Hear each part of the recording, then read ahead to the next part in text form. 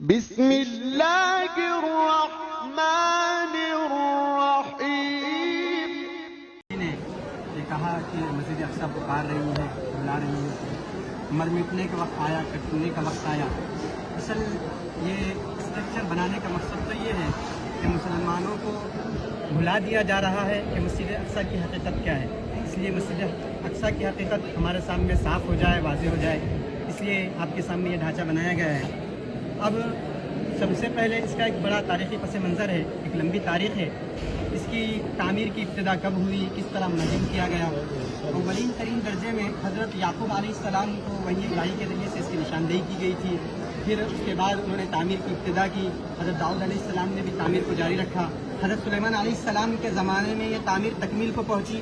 حضرت سلیمان علیہ السلام نے اللہ کی عبادت کے لیے یہاں پر ایک گھر بنایا تھا جسے مسلمان مسجدی موسوم کرتے اور مسجدی مانتے، لیکن یہودیوں کا یہ کہنا ہے کہ حضرت سلیمان علیہ السلام نے یہاں پر ایک ہیکل بنایا تھا جسے وہ ہیکل سلیمانی کے نام سے یاد کرتے ہیں، اور اسی بنیاد پر وہ اس جگہ پر اپنا حق بھی جتلاتے ہیں، اور بنی اسرائیل کے اکثر انبیاء علیہم السلام کا یہاں سے تعلق رہا ہے، تو اسی بنیاد پر وہ اپنا حق جتلاتے ہیں۔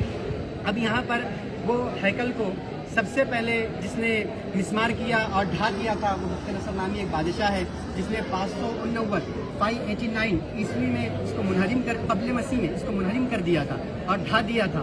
اس کے بعد اس نے یہودیوں کو یہاں سے اس شہر سے جلا وطن کر دیا، نکال دیا۔ پھر ایک شہنشاہ فارس جس کا نام سائرس اعظم بتلایا جاتا ہے، اس نے اس علاقے پر اپنی حکومت قائم کی، قبضہ کیا، پھر یہودیوں کو یہاں لا کر بسایا۔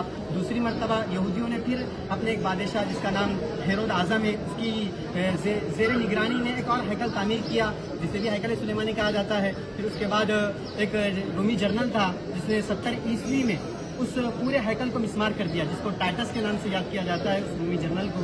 پھر 4 صدی عیسوی میں ان تمام رومیوں نے مسیحیت قبول کر لی اور عیسائی مذہب کو اپنا لیا۔ پھر یہاں پر انہوں نے اس کی بنیاد پر بڑے بڑے گرجے گھر تعمیر کروائے، اپنی عبادت خانے بنوائے۔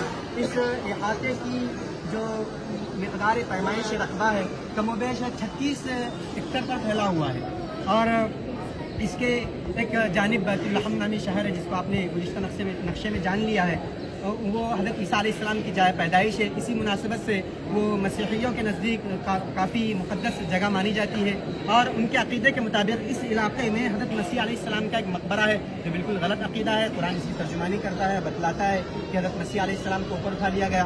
اب یہ مسیحیوں کے قبضے میں رہا، مسلمانوں کے قبضے میں کب آیا؟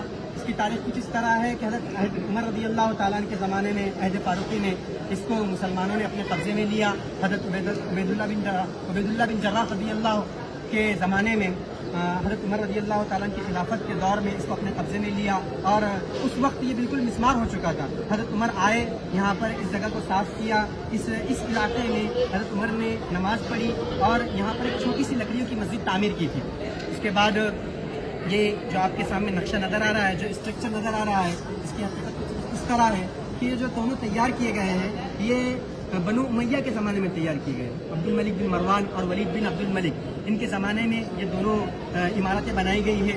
اس عمارت کی حقیقت یہ ہے کہ یہ پورا علاقہ ایک پہاڑی پر ہے، اور یہ خاص طور پر یہ پہاڑی کا حصہ ابھرا ہوا ہے، کم و بیش 1.5 سے 2.5 میٹر اوپر ابھرا ہوا ہے، اس پر یہ بنایا گیا ہے۔ اس کا نام قبۃ الصخرہ ہے، اور مسلمانوں کے ذہن میں سوشل میڈیا کے ذریعے سے یہ بات بٹھائی جاتی ہے کہ یہی مسجد اقصی ہے۔ حقیقت یہ ہے کہ مسجد اقصی صرف اسی کا نام نہیں ہے، بلکہ پورے احاطے کو مسجد اقصی کہا جاتا ہے۔ مسجد اقصی حرم قدسی کو، یہ پورے علاقے کو مسجد اقصی کہا جاتا ہے، اور مسلمان جو اس مسجد کو مسجد اقصی کہتے ہیں اس کی وجہ اور بنیاد یہ ہے کہ انہوں نے نماز پڑھنے کے لیے اس علاقے کو خاص کر دیا ہے، اس لیے اس کو مسجد اقصی مسلمان کہتے ہیں۔ اور یہ مسجد اتنی شاندار ہے کہ اس کے اندر سنگ مرمر کے پتھر جڑے ہوئے ہیں، اور مختلف قسم کی کاریگری قرآنی آیاتیں وغیرہ لکھی گئی ہے، اور ایک وقت میں 3 سے 3,500 لوگ اس میں بآسانی نماز پڑھ سکتے ہیں۔ پھر یہ قبہ ہے جو سامنے بنایا گیا ہے، یہ بھی عبد الملک بن مروان کے زمانے میں بنایا گیا۔ اب اس پر نقش و نگار جو نظر آ رہا ہے، یہ نقش و نگار خلافت عثمانیہ کے زمانے میں یہ نقش و نگار کیا گیا ہے، اور خلیفہ عبدالحمید اور عبدالعزیز کے زمانے میں یہ نقش و نگار ہوا۔ یہ ایسا نقش و نگار ہے کہ یہ اپنی مثال آپ رکھتا ہے، یہ ایسا قبہ ہے جس کی نظیر اسلامی ہسٹری میں پیش کرنا مشکل ہے۔ اور اس پر جو قرآنی آیتیں لکھی گئی ہے وہ قرآنی آیتیں سورہ یاسین کی آیتیں ہیں، سورہ बनी इसराइल के आते हैं। अब ये कुब्बा और गुंबद की असलियत ये है कि असल तो ये लकड़ी से बना हुआ है, चूने वगैरह से इसकी अस्तरकारी की गई है, इस पर जो गोल्डन रंग है ये सोने का पानी चढ़ाया हुआ है। अब इस तरह ये जो कुब्बे नज़र आ रहे हैं, इस तरह के कई कुब्बे इस इलाके में मौजूद हैं। ये कुब्बों की हकीकत ये है कि उस ज़माने में चूँकि मस्जिदों के अंदर ही दर्स व तदरीस का भी काम अंजाम दिया जाता था, तो लोगों की सहूलियात के लिए खानकाई निज़ाम कायम हो और दर्स व तदरीस का निज़ाम कायम हो, इस वजह से इस तरह के कई कुब्बे यहाँ पर तामीर किए गए। अब इस मस्जिद के बाजू में, जिसको लोग मस्जिद अक्सा कहते हैं मुसलमान, इसके बाजू में एक म्यूज़ियम है जो 10 मुसलमान अदवार को बतलाता है। इसके अंदर 10 मुसलमान अदवार के अजायबात रखे हुए हैं और 600 ऐसे पुराने नुस्खे रखे हुए हैं जिसको अलग अलग ख़तों में लिखा गया है। अब ये दीवार है, इस दीवार के मुतालिक मुसलमानों का अकीदा तो ये है कि यहाँ पर आप अलैहिस्सलाम का बुराक बांधा गया था।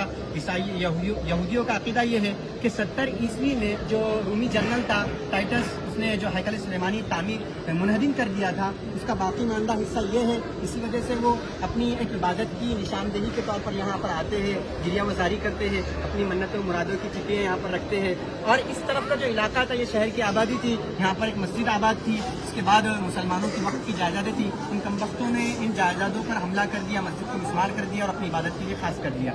अब वहाँ पर एक कुआं नज़र आ रहा है। उस कुएँ की हकीकत ये है कि इस तरह के कमोबेश 25 कुएँ इस इहाते में बने हुए हैं ताकि जो ज़ायरीन आते हैं उनके लिए पानी का सही तौर पर इंतज़ाम हो सके।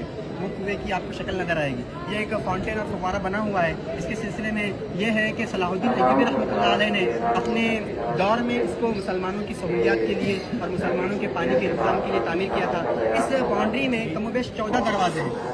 एक दरवाज़ा नमूने के तौर पर बना दिया गया है जिसको गोल्डन टेम्पल कहते हैं। यहाँ पर सुलेमान अलैहिस्सलाम का अस्तबल कहा जाता है इसको। पहले ज़माने, अब तो इसकी कोई अलामत और निशानी बाकी नहीं रही, बल्कि यहाँ पर एक नीचे तल में एक मस्जिद है जिसे मस्जिद मरवान कहा जाता है। और वही मस्जिद के मुतालिक ये बात भी है कि यही वो मस्जिद है जहाँ मरियम अलैहिस्सलाम रहा करती थी और ये अब इसकी कोई हकीकत बाकी नहीं रही। इसी तरह हम ये आपके सामने जो स्ट्रक्चर और पूरा नक्शा पेश कर रहे हैं, मकसद तो ये है कि किसी न किसी तरह हमारे जहन में मस्जिद अक्सा की याद ताज़ा हो जाए और ये बात हमारे जहन में आ जाए कि मस्जिद अक्सा क्या है, क्या हकीकत है, ताकि हमारा जो इससे रिश्ता है वो मजबूत से मजबूत होता जाए और हम इसके सिलसिले में फ़िक्र और कोशिश करें। अल्लाह ताला से दुआ है कि अल्लाह ताला इस बात की तौफीक अता फरमाए।